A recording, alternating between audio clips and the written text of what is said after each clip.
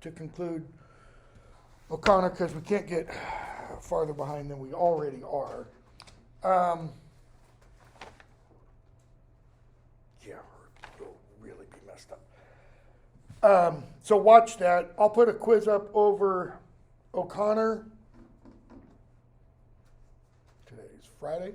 I'll put it up today.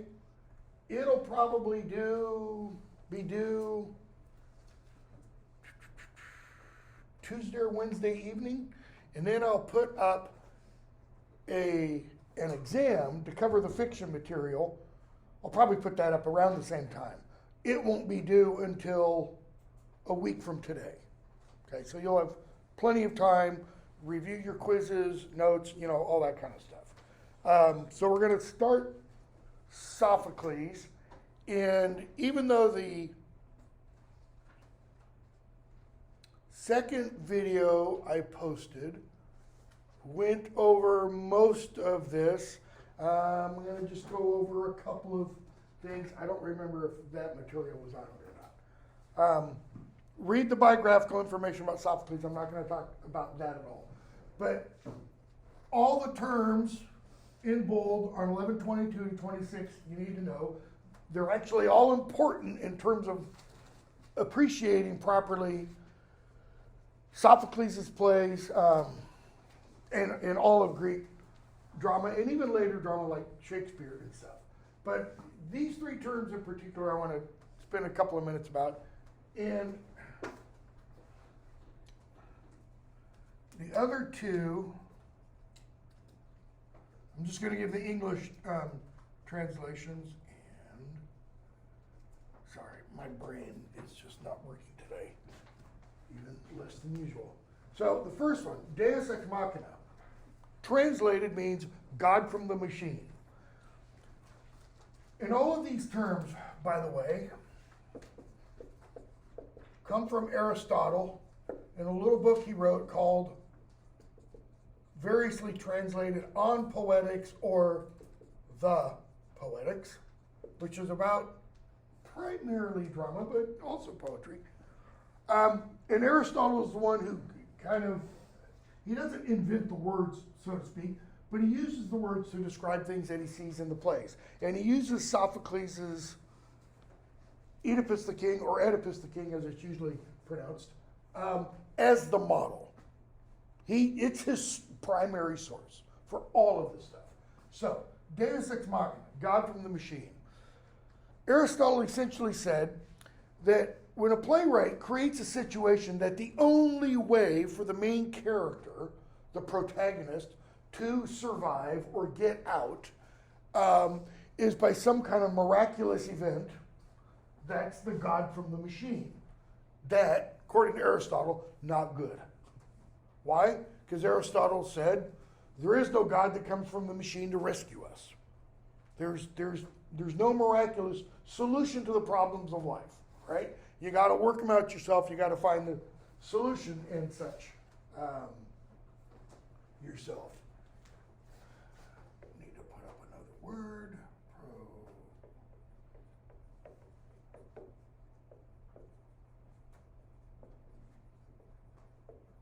Okay. Next one, hamartia.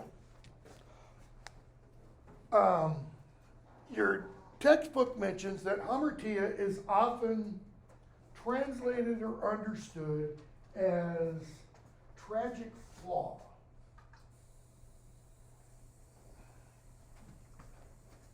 That's not a proper translation, okay? Literally, it means to miss the mark. So, you have a target, you aim for that target, and you don't hit the bullseye. You don't go for what you're aiming for. That miss the mark doesn't only have to refer to like a target and a bullseye. What would the mark, so to speak, be on an exam that you want to hit? I assume everybody in here would like to get 100. Just, to ace something. To get less than that is to miss the mark, okay? That word, hamartia, or amartia, because H is not pronounced, when it is used in the Greek New Testament, because it is, it's used all over. When that Greek New Testament gets translated into English, the word it gets translated as is sin. So, notice, miss the mark, that's a lot different in terms of modern English understanding. A lot different than sin. Because missing the mark can just be what? It could be a mistake. A mistake is not a sin. What's the difference between the two? Sin is much greater. Okay. Sin would be much greater. What else?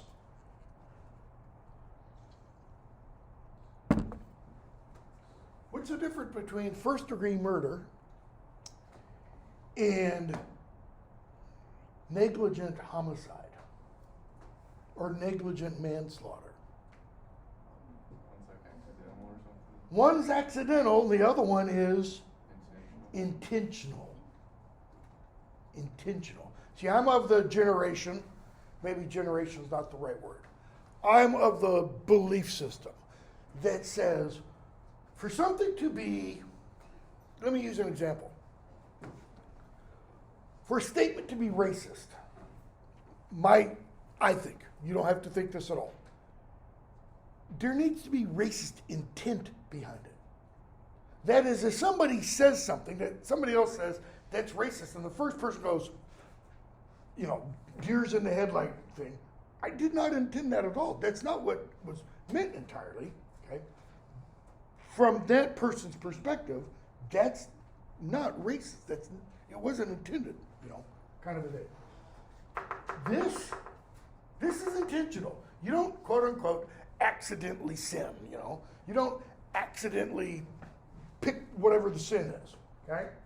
So, hamartia, this is important because this is something that the main character in a tragic work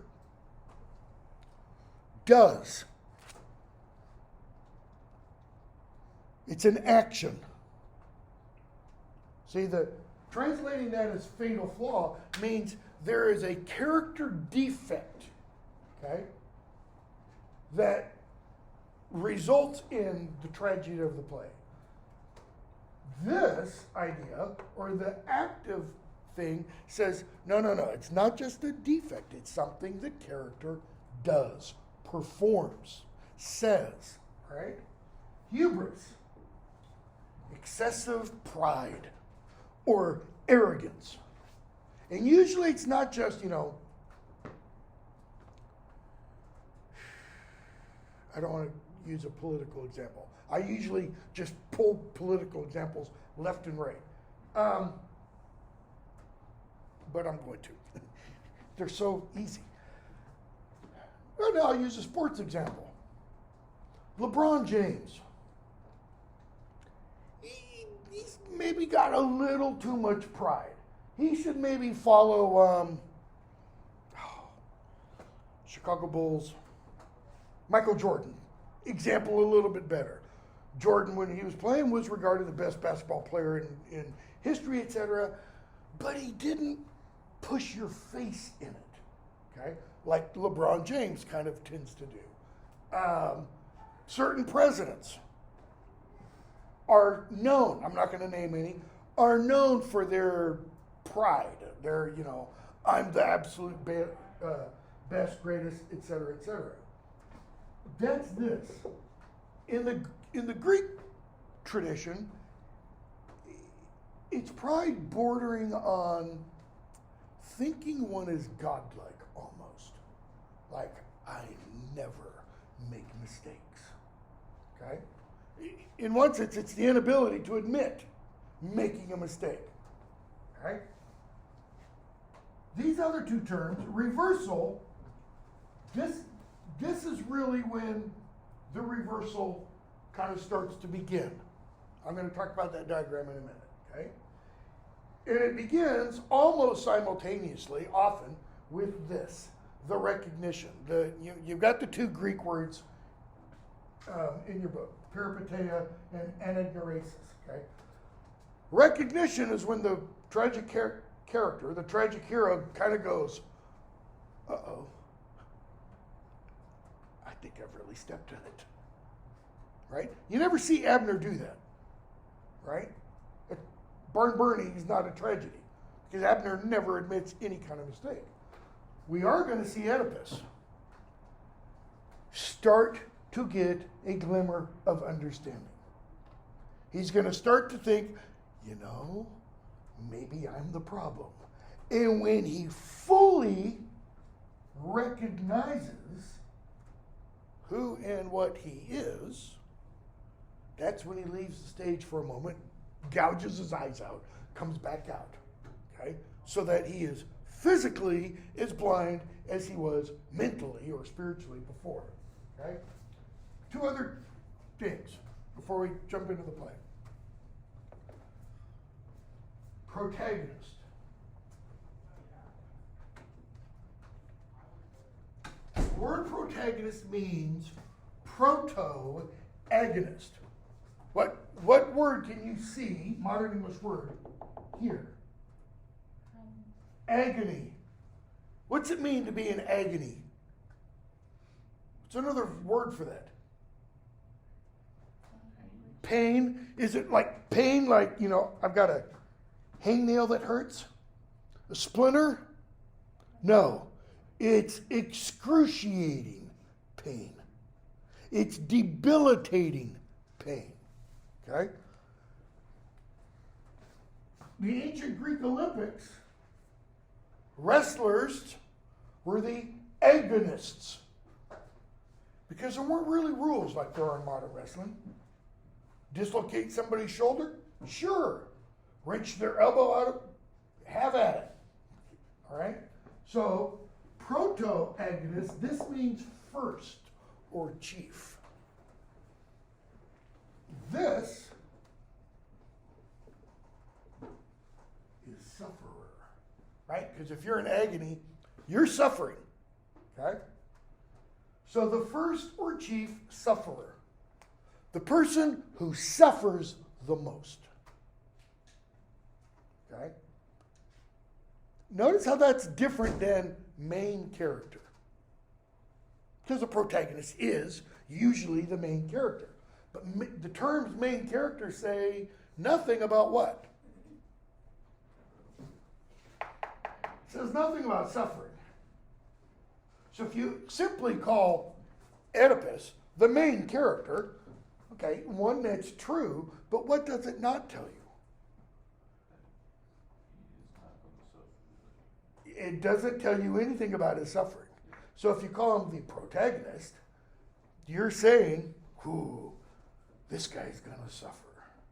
All right? We're going to read, assuming we have time, we're going to read Oedipus the King, usually in a tragic drama. If there's a name in the title, the name tells you something about the person who's going to suffer the most. Oedipus is the one who suffers the most. Okay? When we get to Hamlet, Hamlet is the one who suffers the most in the play.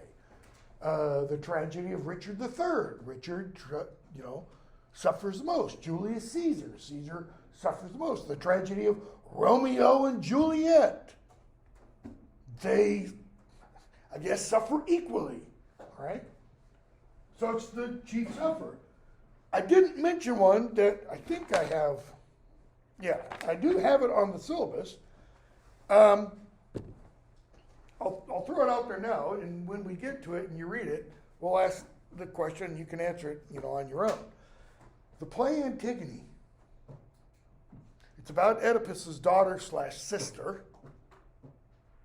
okay, named Antigone. Question is she the chief sufferer? Okay, I just spent 2 minutes talking about how usually, if there's a name in the title, that person is the chief sufferer. And then I just asked, but the play Antigone, is she the chief sufferer? Okay, just leave that there.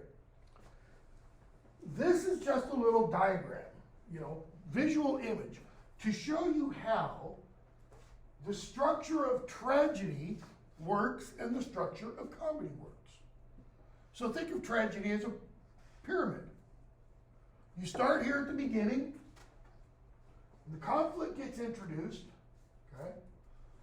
And we get what's called the rising action. Why? Because we're building towards the climax. During the rising action, we get the complication. That is, we hear the exposition, terms from fiction. We hear the exposition, the background story, okay, that tells us what we need to know that leads to this. Then we get the climax, the kind of the central, most powerful point of the play. And everything from there is the unraveling, or the resolution, or the denouement, French term, of the play. The unraveling is the unraveling of the tragic hero. It's just the hero being torn into little bits and pieces because of his or her amartia, because of their fault, their missing the mark, their mistake, whatever that is. And the play usually ends, not all the time, but tragedies usually end with the tragic hero's death. Why? The suffering's too great. And it's not death by suicide. It's death by the actions begun by the tragic hero. In other words, things come to bite him in the, you know what, towards the end, okay? So, with this and with this, they both begin with a rupture in society. Society gets torn. But at the end of a tragedy, society is not necessarily restored. In a comedy, society is torn, and it's usually not society as a whole. Think of how Oedipus the King begins. There's a plague in the city of Thebes. People are dying left and right. Livestock's dying. Produce is, agricultural stuff is dying. That's society being torn apart, okay? In a comedy, usually it's society on a micro level, a family, or a family relationship. Husband, wife, father, daughter, mother, son, husband, wife, something like that. There's been something that has torn that apart, okay? Here's the huge difference. I say this is the falling action, but it acts the same way as a tragedy. This is the complication, this is the conflict, all gets explained, and at the climax is when society starts to get restored. See, every comedy actually begins like this. At the climax, that's when you know what you're reading is actually going to be a comedy. Because if it doesn't happen the way such that society is restored, you're now here. We're going to read a comedy by William Shakespeare. In that play, a point comes when the father is going to say to his lord about his daughter,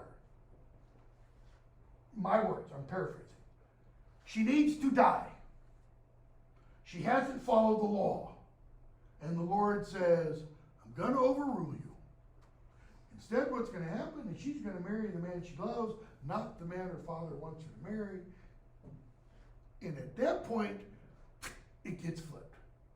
If it had stayed up here, what would we have? Another form of Romeo and Juliet. Why do Romeo and Juliet die? Because the Montagues and the Capulets are jerks. I don't want you marrying him. He's not good enough for you. That kind of thing. Okay? Same thing with the father. No man's good enough for my daughter. Why? Weird stuff, possibly according to Freud, going on. Okay?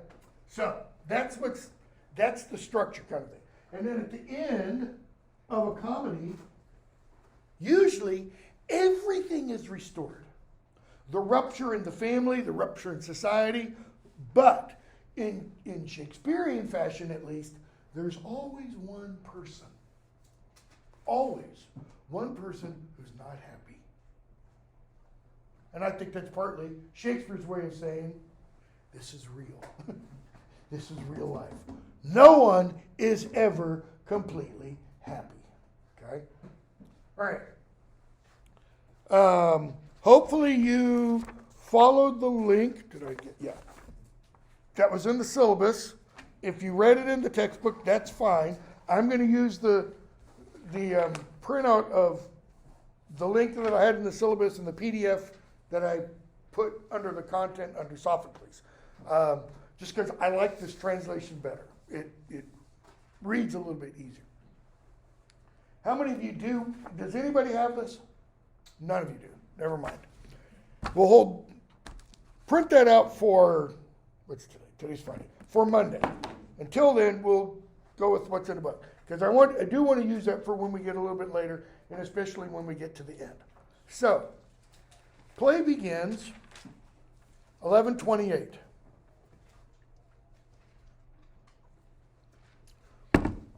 Let me back up for just one moment again.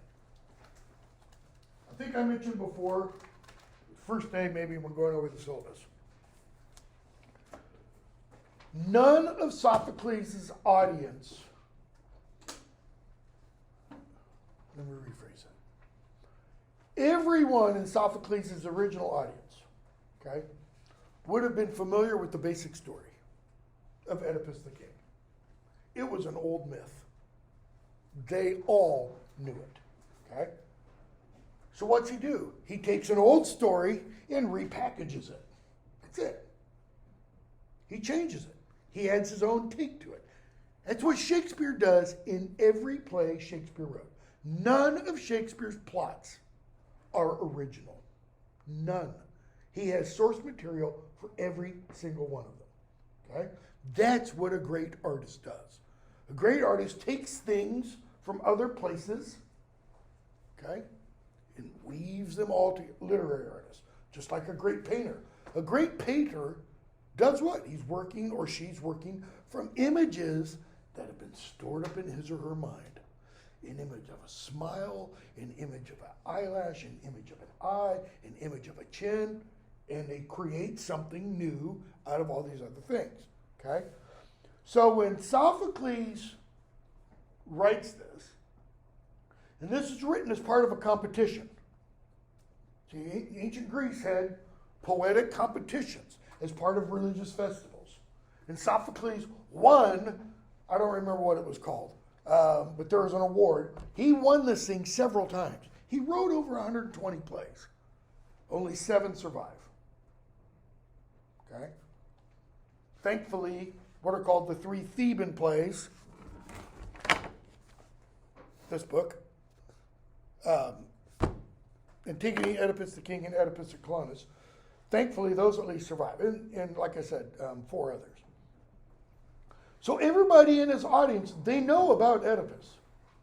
They know he's smart. They know he's got club feet. They know why he's got club feet. Okay? They know all the backstory that we don't know. So what they're doing is they're going to see, so what's his take on this? How's he changing it, so to speak? So we get the setting.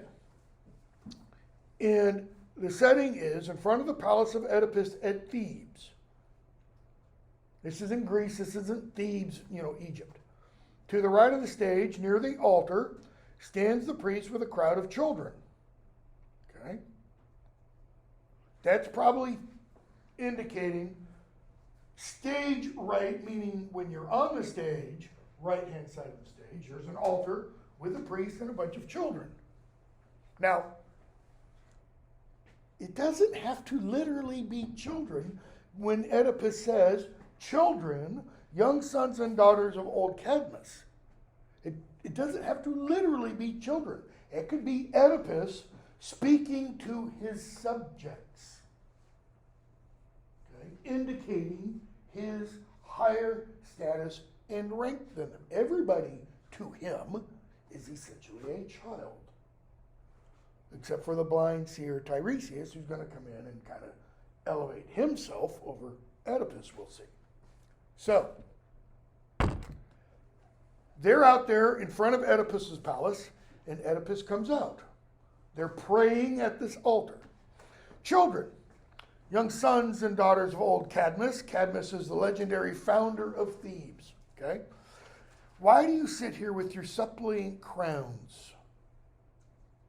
The town is heavy with a mingled burden of sounds and smells, of groans and hymns and incense. I did not think it fit that I should hear of this from messengers, but came myself. I, Oedipus, whom all men call the Great. What are we being told just in those first few lines? What's Oedipus think about himself? A lot. Whom all men, notice, call me the Great. Okay? You're old and they are young. Come, speak for them. Notice the stage direction says he turns to the priest. So, what do you want? Why are you here? Come on, answer. Priest speaks. Ruler of my country, Oedipus, you see our company around the altar. You see our ages. Some of us like these who cannot yet fly far, and some of us heavy with age. That's telling us they're not all children. Some can't move far because they're very young, barely toddlers, and others can't move very far because they're old and crippled with arthritis.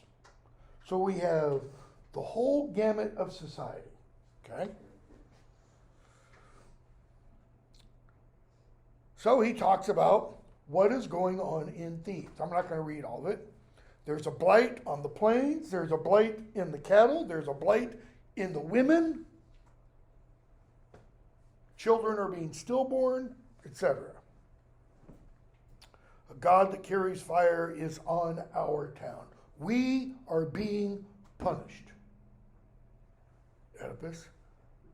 And he says, we haven't come as suppliants, bottom of that page, line 35 or so, 34. We have not come as suppliants to this altar because we thought of you as a god, or as of a god, but rather judging you the first of men in all the chances of this life, and when we mortals have to do with more than man. We haven't come praying to you as a god, he says.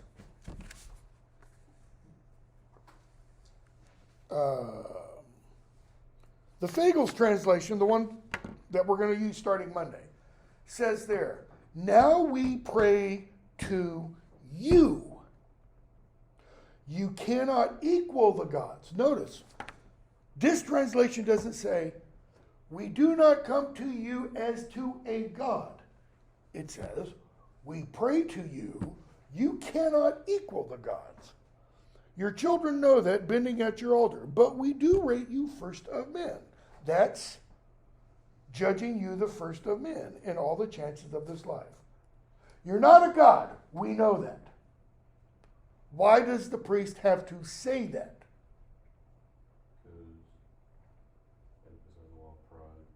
Okay. Why else? You have to put yourself in the culture of the work. So, leave your 21st century mindset behind and become a 5th century BC Grecian or Greek. That means you believe in the gods. You believe the gods are real. You believe the gods interact with humans and other things. Okay? You believe the gods are very jealous of their divinity. Okay? So that if somebody aspires to be godlike, or somebody claims to be godlike, they go all Megatron and do, they just snuff you out. Or they snuff you out over a long period of time. They torture you slowly. Why? We're gods. You're puny humans. Don't ever get the two confused. Okay? So, but you're the first of men. You're the highest of humanity. Why? You solved the riddle of the Sphinx when nobody else could. What's the riddle of the Sphinx? Anybody know?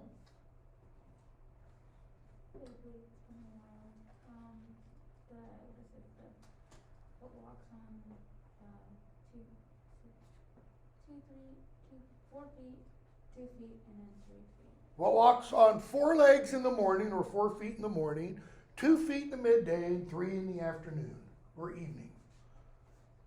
And when the Sphinx showed up, it posed that riddle, and until somebody could solve the riddle, it demanded tribute of the people of Thebes. Tribute in the person of a person for food. Okay?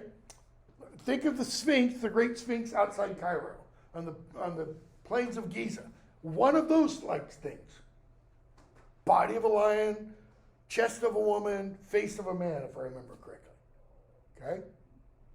And so it would ask this question, and I think it was daily. Come on, anybody have an answer? No. You're next. You're next. Okay? Oedipus shows up. He goes, well, that's easy. What does walk on 4 legs in the morning, 2 legs in the afternoon, and 3 legs in the evening? A man. A baby crawls. An adult walks upright. And when you're really old, you walk with a stick. Okay? And the Sphinx is like, damn. And leaves. Okay? So, this you did, that is, you answered the riddle of the Sphinx, line 41, in virtue of no knowledge we could give you, in virtue of no teaching. That is, you solved it without our help. Well, you know how he solved it, or why he solved it without their help? Because the Sphinx guarded the entrance to Thebes. He couldn't get into Thebes until he solved the riddle of the Sphinx. And it's not like, they're doing smoke signals or something. It was God that aided you. Don't think Judeo-Christian monotheistic God. This is Zeus. When you see God capitalized in the book, that's Zeus, the sky father. Okay? Men say, and you were held with God's assistance to have saved our lives. Now, Oedipus, greatest in all men's eyes, help us solve the riddle of the plague. Okay? Oedipus, I pity you, children. You've come full of longing, but I've known the story before you told it only too well. In other words, I'm 2 steps ahead of you. I know about the plague. I know you're sick. Okay? Your sorrows each have single scope and touch but one of you. That is, when you personally suffer, it affects you personally, and maybe your family. Oedipus's point is, but when Thebes suffers, I suffer. I suffer for all of you.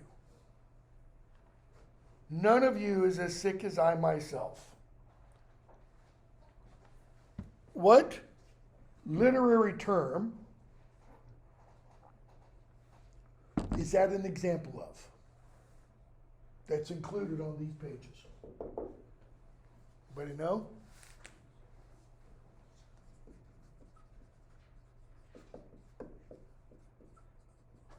Dramatic irony. What did he just say? Compared to me, you're all healthy. I'm sicker than all of you. Now, again, the audience knows the basic story. Okay? What's the basic story? Have I mentioned this before, any of this? Okay, I guess I haven't. let me put you in the shoes of the audience. The basic myth.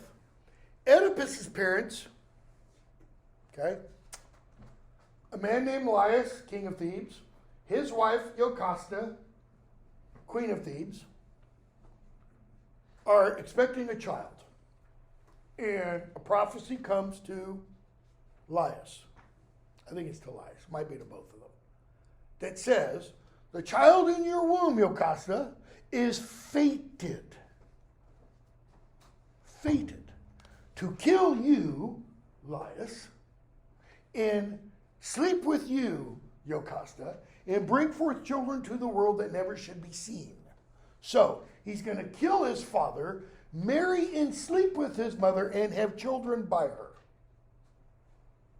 And they're both like, no, not going to happen. So when the child is born, they have his ankles pinned together. It's a nail driven through from like one ankle through the other ankle. Okay? And taken to a mountain to be left to die. He's not left to die because the person who takes him there feels pity on him, gives him to another traveler. That person takes him back to his home, and Oedipus is raised by the king and queen of that town of Corinth. Later on, when he's a young adult, there's a party at the palace in Corinth. And some drunk tells Oedipus he's a bastard. He doesn't mean that metaphorically. He means it literally. You're a bastard. Oedipus is troubled by that. He asked his parents. They're like, he was drunk. Don't pay any attention to him. Okay? And by bastard, he means you're not the son of these two people. We would say you're an orphan or you were adopted. Okay? His parents tell him, he was drunk. Don't pay any attention to him. But those words bother Oedipus. So he goes to the town or the place called Delphi, where an oracle of the god Apollo lives. And the god Apollo speaks through the oracle. Okay? Oedipus asks, essentially, who am I? Okay? And the oracle at Delphi tells him, you are fated to kill your father and sleep with your mother and bring to the light of the world a breed of children that should never, see the light of day. Okay? So Oedipus leaves the oracle of Delphi and runs away. He runs away from Corinth. Why? Because he thinks the king and queen there are his parents. He loves his parents. He loves his father. He doesn't want to kill him. He loves his mother, but not that way. He doesn't want to sleep with her. And he runs away, and he comes to a crossroads, and he kills a man. And that crossroads, the road he's on, leads him to Thebes, where there's a sphinx whose riddle he solves. And when he's welcomed into Thebes as a conquering hero, they're like, our old king died, is missing, you get his wife. You're the new king. His wife is his mother. He doesn't know that. That's the basic gist of the story. In trying to run away from fate, he causes fate to happen. Okay? So, what did he just say? That the audience hears. None of you, sick as you are not nearly as sick as I am. And the audience probably just starts snickering. Boy, is that ever true. You're really sick, Oedipus. They know exactly what he means. That's dramatic irony. He doesn't have a clue what he's just said. He is totally unaware of how sick he really is. Okay? The audience is entirely aware. So the whole, what's the phrase I want? The whole joy of attending a production like this, attending a play like this, is to see this. How does he come to this in this? How does he come to recognize the truth? How does he come to perceive? And what happens as a result? Okay? So, Oedipus says, I'm already at work on this. I've sent Crayon Yocasta's brother to Apollo. So, based upon what I just told you about the basic gist of the myth, he has told us Creon is Yocasta's brother. So Creon is what to Oedipus? If Jocasta is his wife and mother, then Creon is his brother-in-law and uncle. He doesn't know about the uncle part. Okay? So he says, I sent Creon to Apollo, that is, to the oracle at Delphi, to his Pythian temple. The Pythia was the oracle, that he might learn there by what act or word I could save this city. And he says, he should be back by now. I've been counting the days. He's gone far longer than he needed for the journey. But when he comes, more dramatic irony coming, then may I prove a villain if I shall not do all the God commands. I will be a villain if I don't do everything Apollo commands. Again, the audience is like, Oedipus, just shut up, man. You're just heaping all this stuff on yourself.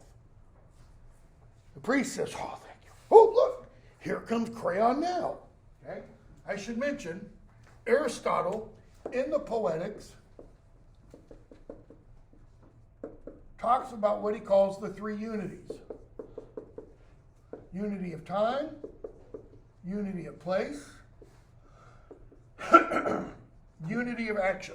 What is meant by that?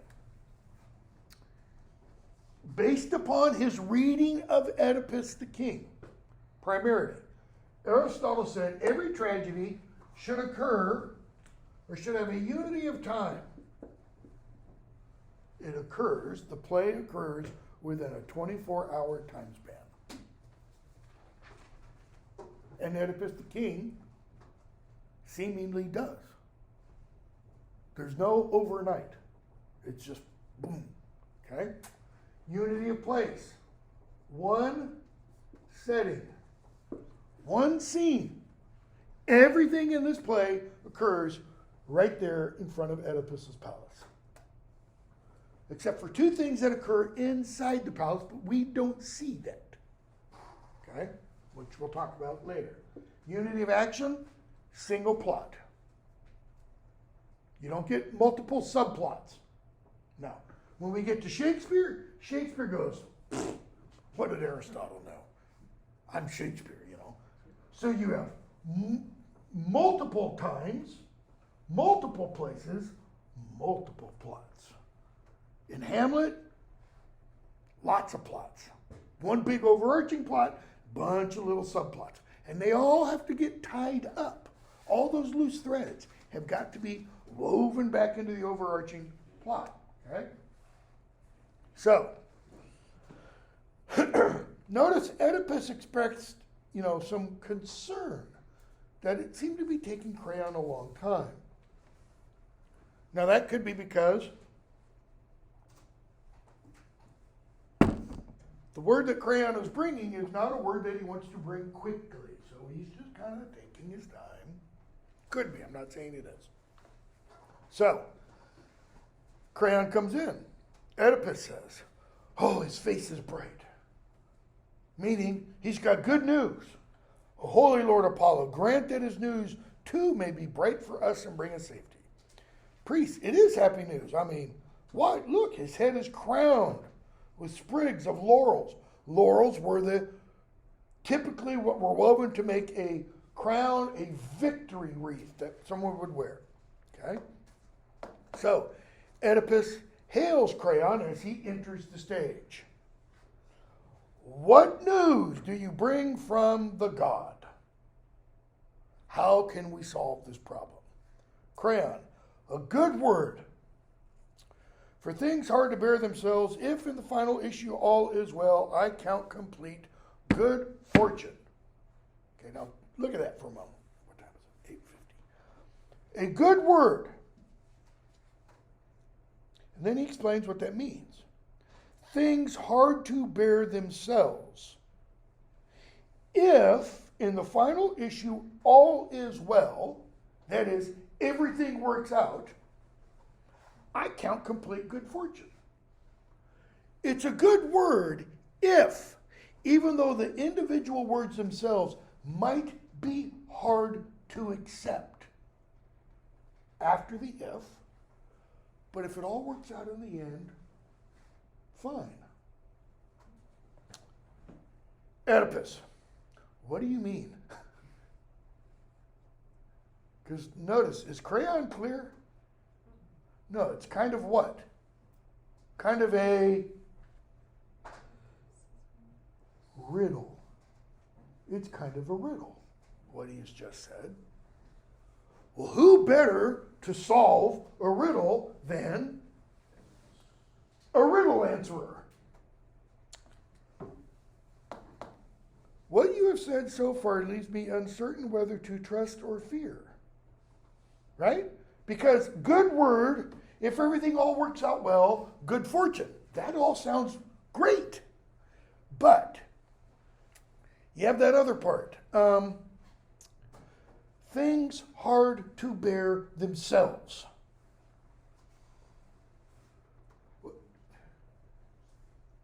What do you do when you know you've got something really hard to do, or something you really don't want to do, but you know once you do it,